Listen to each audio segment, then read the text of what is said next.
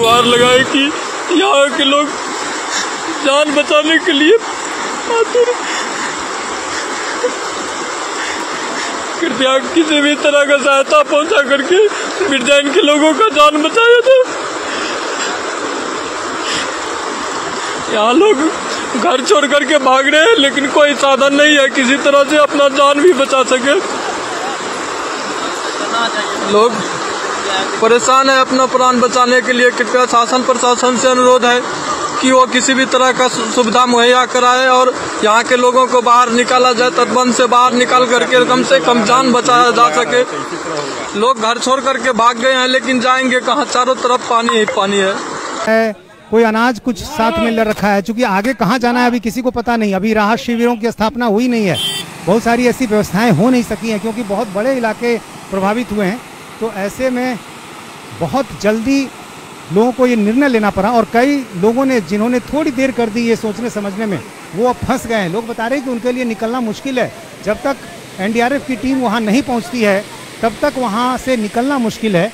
और यही कारण है कि जो लोग निकल गए हैं वो ये कोशिश कर रहे हैं कि जल्दी वो बांध की तरफ चल जाएं। और इसीलिए आप देखिए उस सिरे की तस्वीर एक बार दिखाइए कि वहाँ जहाँ बांध का कुछ सिरा है वहाँ पर लोग ही लोग नज़र आ रहे हैं। और ये तस्वीर सिर्फ यहीं की नहीं है, बल्कि ऐसे पूरे रास्ते पर आप जहाँ भी जाएंगे इसी तरह की तस्वीर नज़र आती है।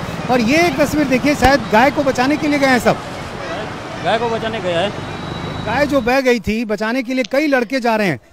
बिहार में एक बार फिर गंगा और कोसी नदी पूरे उफान पर है।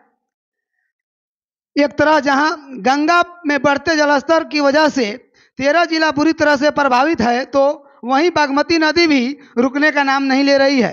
शिवहर जिले के दर्जनों गांव बागमती नदी के चपेट में। बताया जा रहा है कि शिवहर जिला के मीनापुर, बलहा समेत मधकौल में भी टूटा बांध। गांव में मची त्राहिमाम। सबसे बड़ी बात है कि बाढ़ से बचाव हेतु बिहार सरकार 3000 किलोमीटर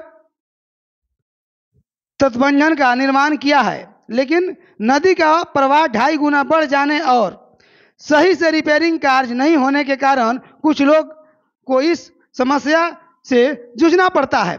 सबसे बड़ी बात है कि बिहार सरकार हमेशा आपदा और बाढ़ से राहत हेतु करोड़ों अरब रुपए जो है खर्च कर देती है, लेकिन उसके बावजूद भी जब भी बाढ़ आती है, जब भारी बारिश होती है और जब भी नेपाल के पूर्वी क्षेत्र में जब भारी बारिश होता है तो नेपाल की पानी जब बिहार की नदियों में आती है तो फिर बिहार के लोगों में त्राहिमाम मच जाती है। आखिर क्या कुछ रीजन है जो बिहार सरकार और आपदा प्रबंधन जो इस तरह की समस्याओं पर निजात नहीं पा रही है, सफलता नहीं पा रही है? कहीं ऐसा तो नहीं है कि आपदा प्रबंधन विभाग टीम के लोग आपदा प्रबंधन के राशि को आपस में बंदरबाट तो नहीं कर रहे हैं? जो लाइव तस्वीर आपको दिखा रहा हूं यह बिहार के शिवहर जिला के तस्वीर है। दर्जनों गांव जो है अभी बाढ़ के चपेट में है और जगह जगह से उठाया हुआ है तस्वीर है।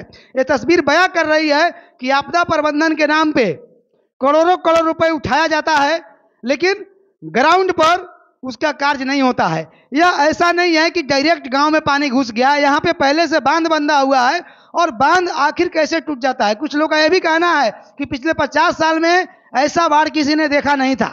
लेकिन सबसे बड़ी चीज है कि जहां पे लगातार हर साल तटबंधन का रिपेयरिंग हो, मरम्मती का कार्य हो, और तो उस समय बांध का टूट जाना ये कहीं ना कहीं से आपदा प्रबंधन पे सवाल खड़ी करती है। आपदा प्रबंधन के लोग लगातार जो है एनडीआरएफ के टीम से लेकर और तरह तरह के बहुत सारे वस्तुओं का वहां पे व्यवस्था करवाना ये तो समझ में आता है, लेकिन जो तटबंधन 3000 किलोमीटर का बिहार का जो बिहार सरकार द्वारा बनाया गया तटबंधन है, वो तटबंधन का रिपेयरिंग ईमानदारी पूर्वक क्यों नहीं होता है, यह जांच का विषय है।